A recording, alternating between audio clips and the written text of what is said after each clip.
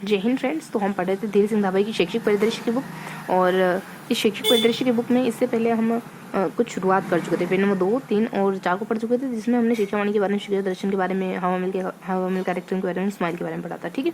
और इसके बाद हम कुछ सेकंड चैप्टर पर पहुंच गए। आई मीन सेकंड सेशन भी हमने कवर कर लिया था, जो कि बेसिकली 3 प्रोग्राम को कवर करता है, जैसे कि SIQ है, दीक्षा है, थोड़ा सा CC वगैरह है। और आज हम इससे आगे कंटिन्यू करने वाले हैं। तो फर्स्ट ऑफ ऑल जो नए बच्चे जुड़े उनके लिए बता दूं मैं थोड़ा सा कि इस वाले सेशन में हम कुछ इन टॉपिक को कवर करेंगे, और एक स्लॉट में हम कुछ 3 पेजेस पढ़ते हैं और उसको डिस्कस भी करते हैं, है ना। और फेस टू फेस मिलके भी अच्छे से अपन डिस्कस करते हैं। ठीक है। तो शुरुआत करते हैं किसी मोटिवेशनल कोट के साथ। तो आज का मोटिवेशनल कोट है हमारा कि रख हौसला वो मंजर भी आएगा, रख हौसला वो मंजर भी आएगा, प्यासे के पास समंदर भी आएगा, थक कर ना बैठ मंजिल के मुसाफिर, मंजिल भी मिलेगी और मिलने का मजा भी आएगा। देखो, मंजिल पा लेने में वो मजा नहीं जितना कि रास्ते में। अगर आपने नोट किया होगा, अगर कहीं पैदल यात्रा जाना है आपको, तो पहुंचने के बाद वो एहसास नहीं होता जो रास्ते में होता है ना। किसी की शादी, मान लो कि शादी इतनी तैयारियां चल रही, और शादी हो जाती है, शादी का दिन आ जाता है और एहसास ही नहीं होता, है ना, क्योंकि मजा उस रास्ते में था, है ना, उस तैयारी में था। फील करो इस बात को। तो पढ़ाई को एंजॉय करना है हमको, ना। तो शुरू करते हैं अपन आज के सेशन को। तो हम पेज नंबर 7 तक पढ़ चुके थे। देखते पेज नंबर 8 में क्या किया है। पेज नंबर 8 में आपको चाइल्ड CCP के बारे में बताया गया, ABL के बारे में बताया गया, और CCE के बारे में बताया गया। ठीक है। तो ये जो 3 प्रोग्राम हमारे SIQ के अंतर्गत आ रहे थे ना, उनके बारे में बताया गया। एक हमारे CCP और ABL, इन तीनों प्रोग्राम के बारे में बताया गया। वैसे तो अपन जानते हैं इन तीनों को भली बात है, लेकिन थोड़ा थोड़ा देख लेंगे कि कोई महत्वपूर्ण फैक्टर तो नहीं छूट रहा। तो देखेंगे CCE में क्या गिवन है। देखो, CCE में योगात्मक मूल्यांकन, रचनात्मक मूल्यांकन, है ना, और इसके अलावा और भी मूल्यांकन होते हैं। आधार रेखा मूल्यांकन हो गया, है ना, और योजना और आकलन की संरचना वगैरह। ठीक है। तो कुल मिलाकर के हमको इसमें होने वाले इसको क्या कहें अपन, आकलन को जानना होगा। रचनात्मक आकलन, योगात्मक आकलन, इसके अलावा एक और आधार रेखा का मूल्यांकन, और जितने भी तरीके के आकलन होते हैं उनको देखना होगा। बाल केंद्रित में कुछ खास बातें ही नहीं, आप जानते हैं चाइल्ड सेंटर्ड पेडागोजी क्या आती है। गतिविधि आधारित में क्या हो सकता है, कुछ खास नहीं, बस ये है कि RT की तरह 29 कहती है कि बच्चों को जब भी पढ़ाओ तो गतिविधि बेस्ड ही पढ़ाओ, गतिविधियों को सेंटर, मतलब गतिविधियों के आधार पर ही पढ़ाओ। तो कुछ खास है नहीं इससे बहुत ज़्यादा, बस 2-3 मिनट का सेशन रहेगा, फर्स्ट स्लॉट रहेगा। ठीक है। तो देख लेते अपन रचनात्मक क्या है। देखो, रचनात्मक होता है जो कक्षा के दौरान होता है ना, और क्या है इसमें, शिक्षण अधिगम प्रक्रिया के दौरान होता है, भयमुक्त, दोनों ही इसमें फीडबैक देते हैं। कुछ खास बातें नहीं है। पोर्टफोलियो क्या होता है जानते हैं। पोर्टफोलियो बच्चे के कामों के बारे में, शैक्षिक दोनों प्रकार के कार्यों के बारे में बनाई गई एक फाइल होती है, जो सत्रवार भी बन सकती है, 1 से 5 तक, 7 भी बन सकती है, शुरुआती 5 साल के साथ भी बन सकती है। तो बच्चों को आकलन करने के लिए विद्यार्थी और होती दैनिक साप्ताहिक, यह निश्चित अवधि में बच्चे की दैनिक साप्ताहिक पाक्षिक उपलब्धि संचयी साक्ष्य के रूप में विद्यालय में कक्षा में नामांकित बच्चे के लिए विद्यार्थी और पोर्टफोलियो फाइल संदर्भित कर जाती है। ठीक है। एक निश्चित अवधि में बच्चे की, तो दैनिक साप्ताहिक पाक्षिक सारी सूचनाएं इसमें रखी जाती है। बता दिए ना कि विद्यार्थी वार होती है ना, कार्य को, विद्यार्थी के द्वारा किए गए कार्य को संदर्भित करने के लिए एक फाइल होती है। तो पता चला कि एक फाइल है जो बच्चे के लिए बनाई जाती है। हर बच्चे की अलग अलग फाइल होती है, हर साल भी बन सकती है, एक साथ कुछ एक साथ भी बन सकती है, शुरुआती 5 साल की एक साथ भी बन सकती है, पाक्षिक की, मासिक, इससे ध्यान रखोगे। ये सारी सूचनाएं इसमें मेंटेन करनी होती है। सतत व्यापक मूल्यांकन एक आधार का मूल्यांकन होता है, जो ये है कि आप किसी दूसरे स्कूल से अगर अदर स्कूल में एडमिशन लेते हो ना, तो आपको मूल्यांकन किया जाता है, आपको कितना आता है कितना नहीं आता है। और एक पदस्थापन करके भी होता है, जिसमें आप गर्मी छुट्टी के बाद आते हो तो चेक करा जाता है कि सब कुछ भूले तो नहीं, है ना। तो किसी कक्षा में नाम के सभी बच्चों का शैक्षिक स्तर भिन्न भिन्न होता है, और आकलन टूल की सहायता से जानना जरूरी है। इस तरह यदि न्यून पाया जाता तो उन बच्चों के साथ अतिरिक्त कार्य तो 24 घंटे के अनुसार कक्षा स्तर में लाए एवं आगामी कार्य करवाते हुए स्तर में सुधार करें। ठीक है। तो ये बता रहा है कि ये आधार रेखा मूल्यांकन बहुत ज़्यादा तो नहीं बताया यहाँ पे, इससे हटके थोड़ी सी बातें बताई कि अगर कक्षा 5वीं में आपको ऐसा कोई बच्चा कक्षा 5वीं में अगर आपको ऐसा कभी लगे कि इस बच्चे का शैक्षिक स्तर उतना नहीं है, तो आपको उसको अलग से पढ़ाना होगा। ये धारा 24 कहती है RT की, 24 का भी 1 का भी घ, है ना, यानी 1 का 1.4 ये वाला बिंदु कहता है इस बारे में। बाकी योजना में आकलन की संरचना क्या है, अकादमिक शैक्षिक स्तर के लिए योजना। तो प्लानिंग बना के बच्चों को पढ़ाना है तो है ही सही। 18-19 से 3 3 टर्म में विभाजित किया। किसको?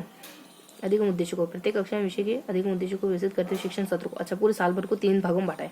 कौन कौन से भाग है के अनुसार? शिक्षण योजना नियोजन, कक्षीय योजना में नियोजन अनुसार, रचनात्मक आकलन, है ना,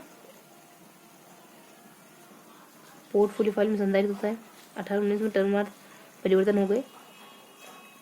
3 टर्म में विभाजित किया। पूरे साल को 3 हिस्सों में बांटा है।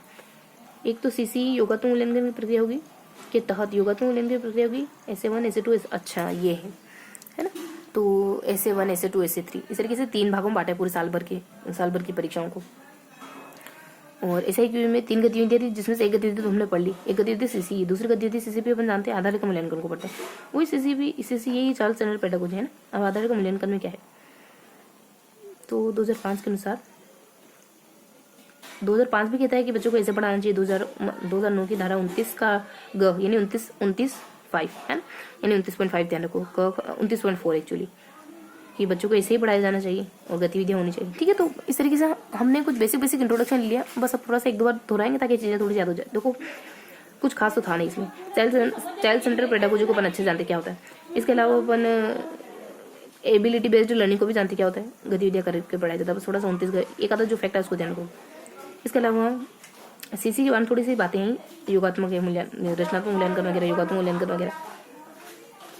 अब मैंने ये बताया कि CC में पूरे साल भर को 3 हिस्सों में बांटा, SA1 SA2 SA3, ये पता चला हमको।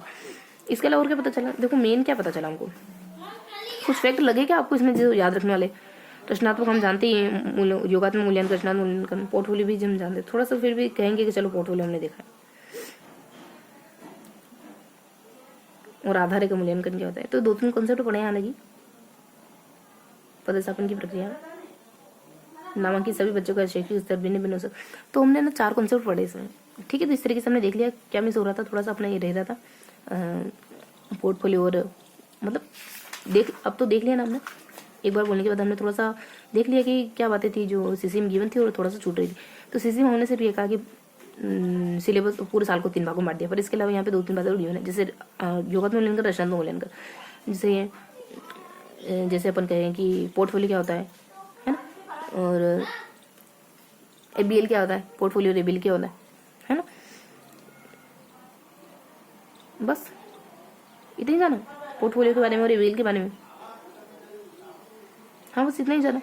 ठीक है, तो कुछ इसमें हम है ना खाली 2-3 बिंदुओं को कवर करते थे। इस तरीके से हमने सेकंड बार भी दोहरा लिया। अब लास्ट बार दोहरा लेते हैं और फिर थोड़ा सा नोट डाउन करेंगे। तो बेसिकली हमने क्या पढ़ा, तो हम पढ़ते हैं ना CC को। CC में देखो योगात्मक तो पहले वाले पेज में कवर हो गया। यहाँ पर रचनात्मक मूल्यांकन के बारे में बता रखा क्या होता है, ये पोर्टफोलियो क्या होता है ये बता रखा हमको, आधार का मूल्यांकन क्या होता है ये हमको बता रखा, एबिलिटी बेस्ड लर्निंग क्या होती है बता रखा। तो जिन कॉन्सेप्ट क्लियर करें हमारे, फिर साल को 3 भागों में बांटेंगे, है ना, मतलब सत्र का विभाजन, ऐसे ध्यान रखो। तो कुछ 3-4 बिंदु बहुत आसान से। इसके बाद अपन ABL के बारे में पढ़ते हैं।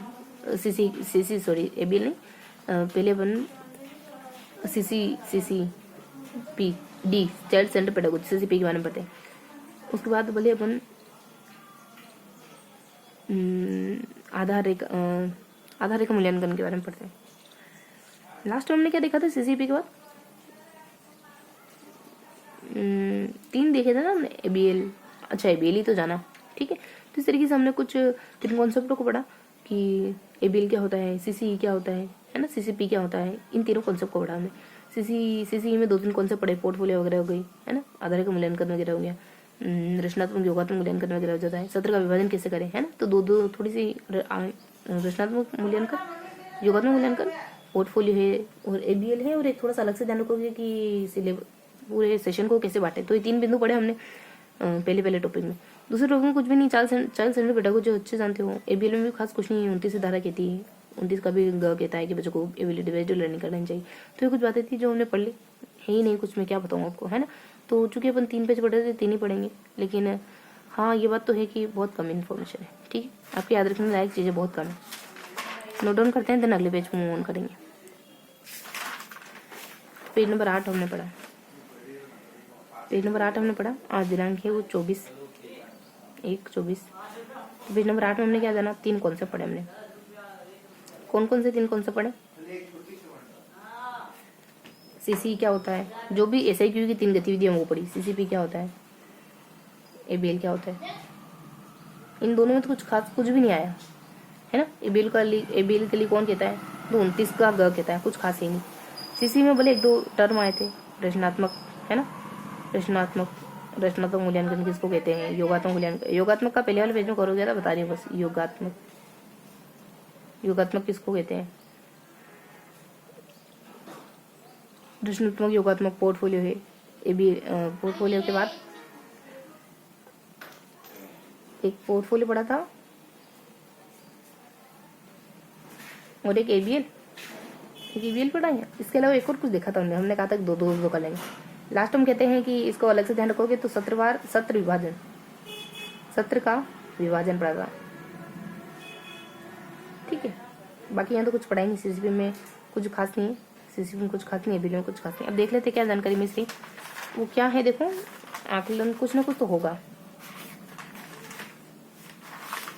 यहाँ पढ़े ना हमने। अच्छा, आधार एकम एबीएल ही है, आधार एकम मूल्यांकन को पदस्थापन कहो।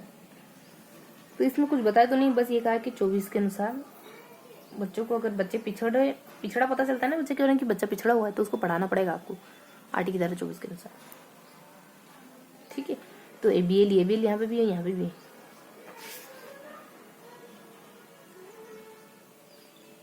देखो ये क्या फैक्ट है, कक्षा 5 में तृतीय योगात्मक के स्थान पर प्राथमिक शिक्षा अधिगम स्तर मूल्यांकन। प्राथमिक शिक्षा, कौन सा प्राथमिक शिक्षा मूल्यांकन होता है कक्षा 5 में, ऐसे 3 नहीं होता है। ऐसे 3 जब बताएंगे ना तब बताना हमको। अच्छा, कब होता है, सितंबर में, जनवरी अप्रैल में, ध्यान रखें। ये बोर्ड परीक्षा से पहले वाला है, वैसे अपने को मालूम है ना।